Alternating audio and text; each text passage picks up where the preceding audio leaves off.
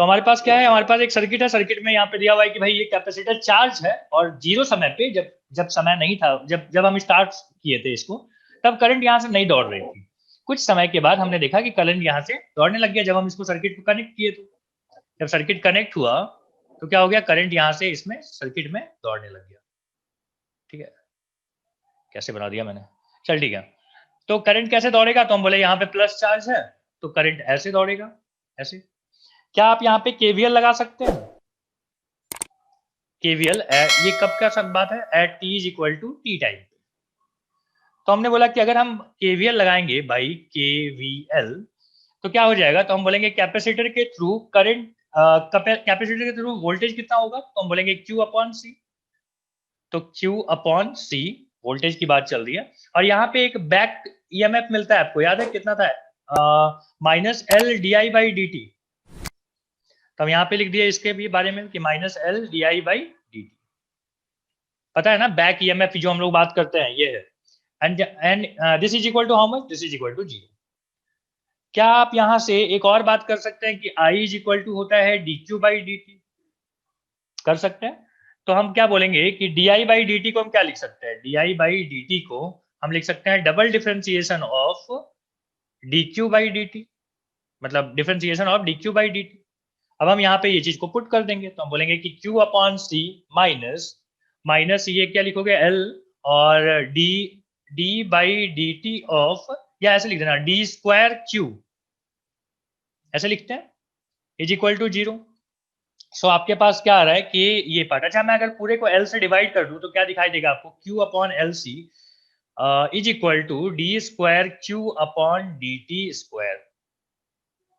यहां से आपको क्या मिल गया, यहां से आपको एक रिलेशन मिला है।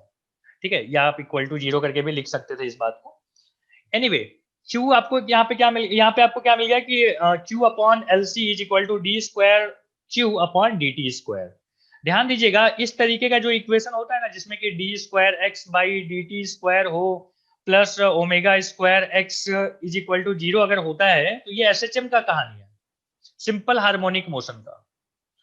और हमने बोला कि यहाँ पे भी हमको ऐसा ही दिख रहा है कुछ, देखो डबल डिफरेंशिएशन है क्यू का, फिर यहाँ पे क्यू है, मतलब ये जो ये है ये भी क्या है, ये एसएचएम है।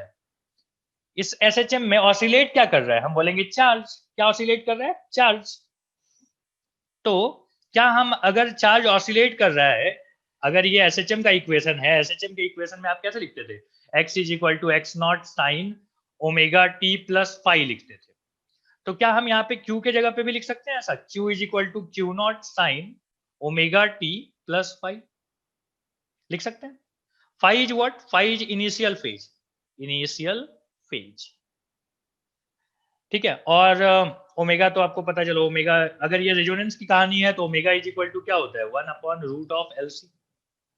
ठीक है, एट रेजोनेंस,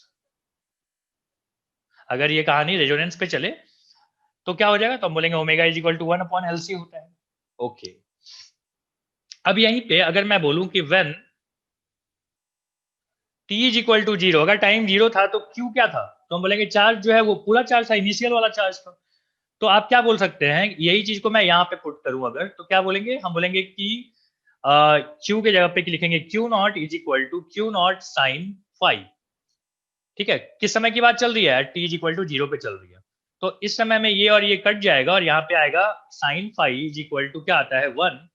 और अगर तो इसका मतलब फाइव कितना आ गया, तो हम बोलेंगे 90 डिग्री। तो इनिशियली फेज डिफरेंस कितने का था, तो हम बोलेंगे 90 डिग्री का था। ठीक है, तो अब आप इक्वेशन को जाके वापस मॉडिफाई अगर करना चाहें तो आप क्या लिख सकते हैं कि Q is equal to q naught sine omega t plus 90 degree. और आपको पता है साइन 90 प्लस थीटा क्या होता है, कॉस थीटा होता है। तो हम लिखेंगे कि क्यू नॉट कॉस ओमेगा। सो यहां से हमको Q की वैल्यू मिल रही है कि Q is equal to q naught cos omega t. Okay, जल्दी से इसको कॉपी कीजिए, मैं ऊपर लेके आता हूं। अब हम देखो क्या बोल रहे हैं, हम बोल रहे हैं आई इज इक्वल टू क्या होता है, minus d q by d T. क्यों, क्योंकि करंट मतलब जब यहाँ पे आप देख रहे थे इस सर्किट में क्या हो रहा था, चार्ज धीरे धीरे यहाँ से कम हो रहा था, और चार्ज के कम होने की वजह से यहाँ से क्या हो रहा था, करंट यहाँ से फ्लो हो रहा था। तो हम बोलेंगे एक चीज अगर कम हो रहा है और दूसरा चीज बढ़ रहा है तो हम उसमें रिलेशन क्या लगाते हैं कि minus, I is equal to minus d q by d t. Okay, तो यहाँ का जो माइनस था, अब ये डिफरेंशिएशन के बाद यहाँ पे प्लस हो गया, और यहाँ पे आ गया साइन, कॉस का क्या होता है, sine omega. So I is equal to now q naught upon omega sine omega t. ठीक है, एक मिनट नीचे नहीं आएगा, ऊपर आएगा ना, डिफरेंशिएशन कर रहे हैं भाई। ठीक है, सो अब हम इस पार्ट को ना यहाँ पे बोलेंगे आई नॉट, इसको क्या बोलेंगे, आई नॉट। तो आई इज इक्वल टू क्या हो जाएगा, आई नॉट साइन ओमेगा टी। कहीं पे लिख देंगे इस बात को कि भाई हम आई नॉट किसको बोले हैं, तो आई नॉट बोले हैं ओमेगा और क्यू नॉट को। तो हमारे पास क्या आ रहा है कि i is equal to i naught sine omega t.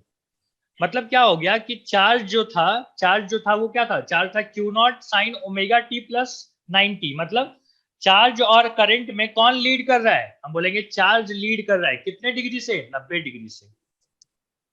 Okay, अब आप इस पे बात कर लीजिए कि भाई आई नॉट इज इक्वल टू, आपने क्या बोला, आई नॉट इज इक्वल टू आपने बोला ओमेगा क्यू नॉट। ठीक है, तो मैं यहां पे बोलना चाहता हूं कि क्यू नॉट का स्क्वायर अपॉन 2c, ये कहां से आ गया, क्यू नॉट का upon Q not square upon 2c, power की बात चल रही है। तो कैपेसिटर में जो पावर था वो अब किसके बराबरी कर लेगा, अब वो इंडक्टर के पावर की बराबरी करेगा। अगर ऐसा है तो क्या आप यहां से एक रिलेशन बता सकते हैं, देखो बताता हूं, ये वाला चल रहा है पावर, समझ रहे हो ना, पावर यहाँ पे एनर्जी, पावर की बात क्यों कर रहा हूं मैं, सॉरी, एनर्जी जो था पहले कैपेसिटर के पास जो था, अब वो किसकी बराबरी कर लेगा, अब वो बराबरी कर लेगा इंडक्टर की। तो हमने बोला कि क्यू नॉट का square upon 2c is equal to half L I naught square होता है। क्या आप यहां से 2 उड़ा सकते हो, बिल्कुल। तो क्या बन जाएगा, क्यू नॉट का square is equal to L C I naught का स्क्वायर, बनेगा कि नहीं। तो क्या आप ऐसा बोल सकते हैं कि आई नॉट स्क्वायर या आई नॉट इज इक्वल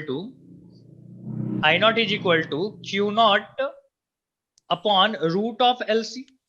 और रूट ऑफ एल सी को आप क्या बोलते थे, याद कीजिए, ओमेगा बोलते थे कि नहीं, मतलब one by root of L C को क्या बोलते थे, ओमेगा। तो हमने क्या बोला, क्यू नॉट, और यहाँ पे है ओमेगा।